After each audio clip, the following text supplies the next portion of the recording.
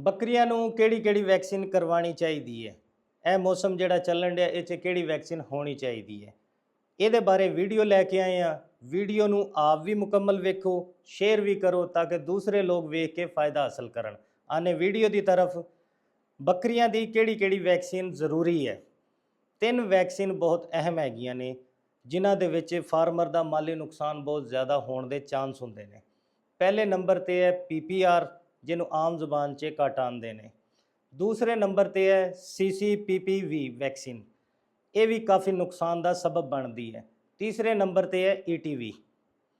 ਇਹ 3 ਵੈਕਸੀਨ ਬਹੁਤ ਅਹਿਮ ਵੈਕਸੀਨ ਹੈ ਤੇ ਕਿਸ ਟਾਈਮ ਹੁੰਦੀਆਂ ਨੇ। ਪਹਿਲੇ ਨੰਬਰ ਤੇ ਹੈ PPR, ਉਹਦਾ ਮੌਸਮ ਇਹ ਜਾਰੀ ਹੈ ਇਸ ਟਾਈਮ ਅਕਤੂਬਰ ਦੇ ਵਿੱਚ, ਤੁਸੀਂ ਕਰਵਾ ਸਕਦੇ ਹੋ। ਤੇ PPR ਤੋਂ ਠੀਕ 20 ਦਿਨ ਬਾਅਦ ਤੁਸੀਂ ਕਰਵਾ ਸਕਦੇ ਹੋ। ਇਹ ਕਰਵਾਉਣੀ ਬਹੁਤ ਜ਼ਰੂਰੀ ਹੈ ਤਾਂ ਕਿ ਜਾਨਵਰ ਬਚ ਸਕਣ, ਮਰਨ ਤੋਂ ਬਚਣ, ਫਾਰਮਰ ਦਾ ਮਾਲੀ ਨੁਕਸਾਨ ਨਾ ਹੋਵੇ। PPR ਦੇ ਵਿੱਚ ਖਾਸ ਕਰ ਇਲਾਮਤ ਹੈ ਮੂੰਹ ਤੇ ਦਾਣੇ ਨਿਕਲ ਜਾਂਦੇ, ਛਾਲੇ ਬਣ ਜਾਂਦੇ, ਅੱਖਾਂ 'ਚੋਂ ਪਾਣੀ ਆਉਂਦਾ ਹੈ, ਡਾਇਰੀਆ ਲੱਗ ਜਾਂਦਾ, ਜਾਨਵਰ ਬਹਿ ਜਾਂਦਾ, ਬੁਖਾਰ ਤੇਜ਼ ਹੋ ਜਾਂਦਾ ਤੇ ਜਾਨਵਰ ਦੀ ਡੈਥ ਵੀ ਹੋ ਜਾਂਦੀ ਅਕਸਰ ਔਕਾਤ। ਇਸ ਵਾਸਤੇ ਜ਼ਰੂਰੀ ਹੈ ਕਿ ਵੈਕਸੀਨ ਕਰਵਾਓ, ਨਹੀਂ ਤੇ ਇਹਦੀ 60 ਤੋਂ 80% ਤੱਕ ਮਰਨ ਦੀ ਰੇਸ਼ੋ ਹੈ ਜਾਨਵਰ ਦੀ।